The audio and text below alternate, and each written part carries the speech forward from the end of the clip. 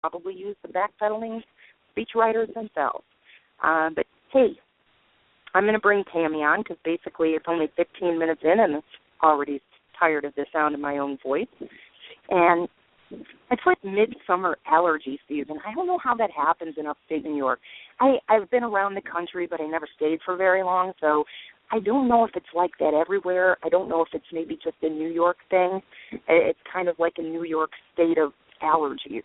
You know, I don't know. I can hear myself already becoming congested, and I'm thinking somebody out there is going, man, she's got one killer summer cold. You don't have to send me Kleenex and Mucinex. I'm actually feeling all right. It's just allergies. So, hey, Tammy, are you out there? Yes, I am. Can you hear me? I can hear you very well. Tammy Rosenfeld, welcome to Wicked Rescue. Thank you. Thank you. Kat, for your allergies, I suggest taking local raw honey, a teaspoon a day. I actually have a beekeeping friend. I know where I can get some. I really appreciate that. So I've got to tell you something. As you know, I invited you to the show only about an hour ago, and it was primarily because of a Facebook post that you made today. Yes. And I really like that. Okay. Okay. I don't know. Are you someplace where we can kind of get a synopsis of it? Can you get to your post? Let me see if I can get to your post. Okay. What was it regarding? It was regarding Cecil. Yes. And I'm getting to it here because I have my computer dangerously perched on a small stool here. Let me see. All I remember specifically was the post where somebody wrote about you being Tammy Vegan Publisher. So, yes, Pete taking notice of trophy hunting because it was a cute lion named Cecil. And lions are not the only thing trophy hunters go after. They slaughter several hundreds of other animals as well as white and black rhinos, which the black rhino they have actually hunted to extinction. Big cats, elephants, giraffes, tigers, leopards, etc. Mm-hmm. You know, and I knew about Corey Knowlton, who paid $350,000 to hunt and kill a black rhino, which is now extinct. Yes. So, you know, it prompted a few interesting comments. You've got about, it looks like 10 or 12 comments here. You know, I can tell that you're as mortified as I am that this happened. I am. I had dreams about lions all since this happened. This happened, and I don't know if your listeners know about this, but this happened back in July 1st. And I found out about it July 6th, I believe, on another social media site. Okay. And then, you know, but it didn't come out to the public until last week. No one really paid attention to it until last week when the Zimbabwe government announced the killer. Okay. So, I was not aware of that. That's interesting. Yes. I found out about this, and I started posting on this on July 6th when I found out about it. But, you know, this is common practice. Walter Palmer is not the only trophy hunter. Right. I mean, yes, Cecil was a lion, and he was very cute, and he was popular, but this has been an ongoing issue for a while. Trophy hunters and canned hunting. Now, I don't know if you got listeners that are familiar with canned hunting, but these places in Africa, actually in this country, there's one up in the Adirondacks, if your listeners haven't known it. It's where they take game, like lions, and they groom them not to be afraid of humans. They groom them when they're babies, not to be afraid of humans. So like humans can come in and pet them and things like that. And then they send them out when they become adults to this pen where hunters come in and can shoot them. And they pay like exuberant prices, like $55,000. That's how much Walter Palmer paid to hunt his lion. Yeah. I cannot imagine how anybody takes pleasure from something like that. And when you think of these thousands of dollars and the actual good that could come from this, that could come from a donation of $55,000, I don't know an organization on this planet that would turn that down. Right. It's just, it seems like it's a waste of a life. It just seems entirely sociopathic to me. It is very sociopathic. And you know what? That $55,000 that he paid to line the pockets of the safari company could have went, and, you know, these trophy hunters like Kendall Jones and Corey Knowlton like to scream while we're doing conservation of these animals.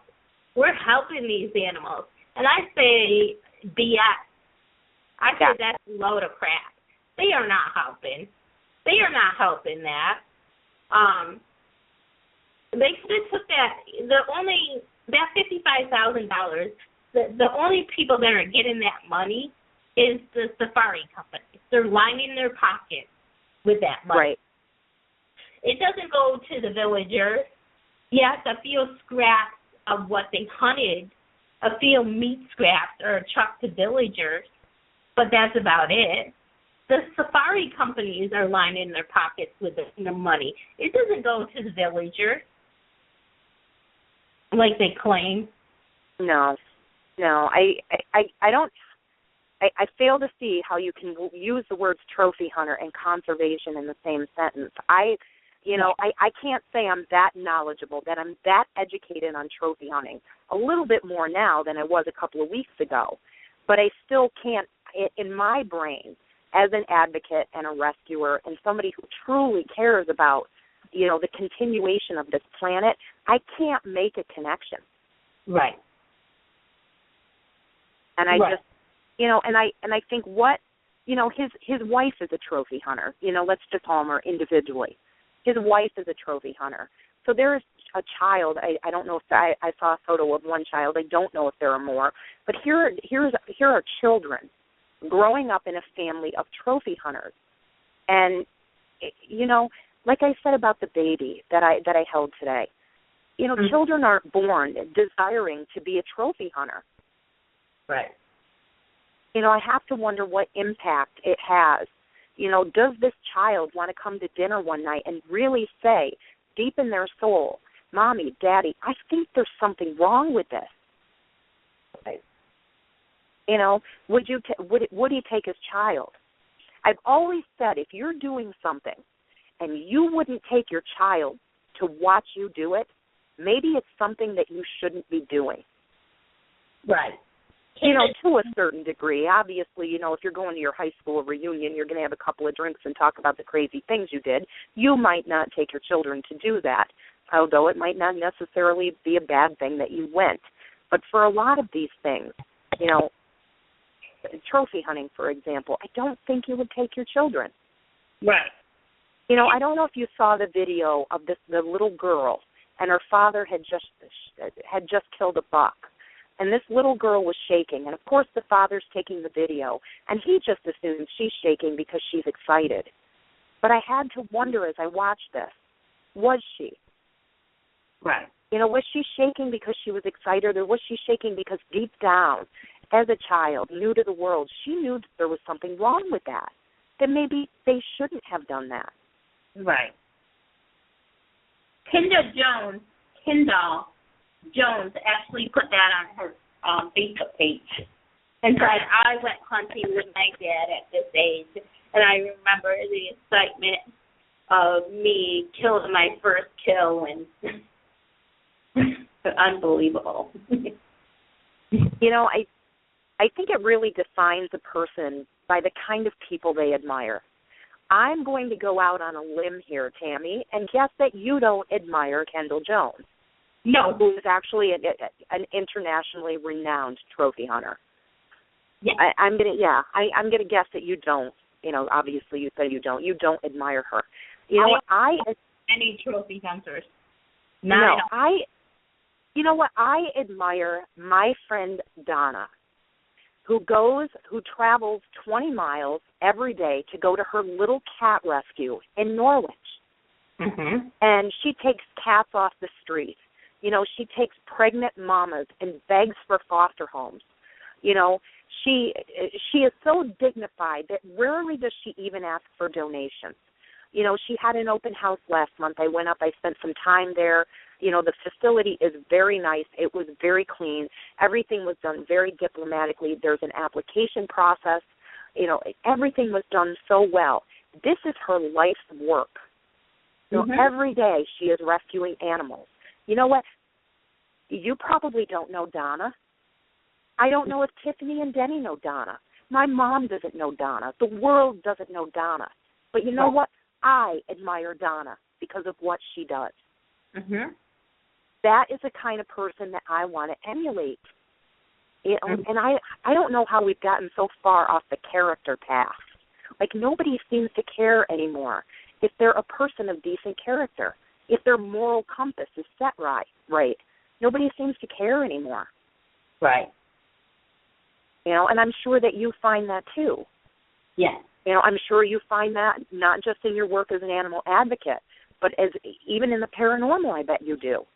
Mhm. You know, I know you mentioned lately that you've got these stalkers. Yeah. For crying out loud, where is the dignity in that? There is no dignity, none at all. No, I mean, there's. Oh my gosh. I mean, what is the point? How can you feel good about harassing another human being? I agree. You know, I mentioned earlier in the show how many gallons of water that it takes, you know, just to create one hamburger. Mm-hmm. And you know, and everybody says, and I'm sure you get this too as a practicing vegetarian, well, Tammy, that's just your opinion. Well, you know what? I don't speak in opinions. When I talk about veganism or vegetarianism, I like to go with facts because facts are highly indisputable. It simply is a fact. Right. It's the same with trophy hunting. When I first found out about trophy hunting, I found out this winter about how bad it was. I didn't realize how bad it was until this winter. And I was speaking out about it on Facebook and other social medias, and people are like, well, it's part of nature, and hunting's been around forever, and we hunt, and blah, blah, blah, and it's good for the environment. And then I'm like, no. And now the death of this lion, now people are taking notice. But when I was speaking out about it in this winter, no one took notice about it. No. Now all of them, like Corey Knowlton, who paid $350,000 to kill a black rhino. Unbelievable. That money could have went for HIV prevention instead of gunning down an animal.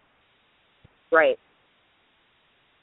You know, and it's funny, when I first went into the cabin that I used to live in Oxford, New York, I went in as a tenant, and when I first looked at it, there were all these animal heads all over the wall. And I could tell that the tenant at the time was, like, super proud of these trophies. And I was disgusted.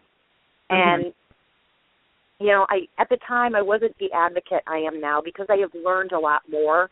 And I no longer feel any shame as an advocate. I think at one time I did, because animal advocates were all deemed as these crazy people who were blowing up people's vans in front of laboratories that were doing animal testing. You know, are there some radical people in animal rescue? Yeah, there's some radical people. But I think the largest percentage of us are not like that at all. Right. You know, but even then, I looked at him and I said, it's going to go, right? Yeah. Like he was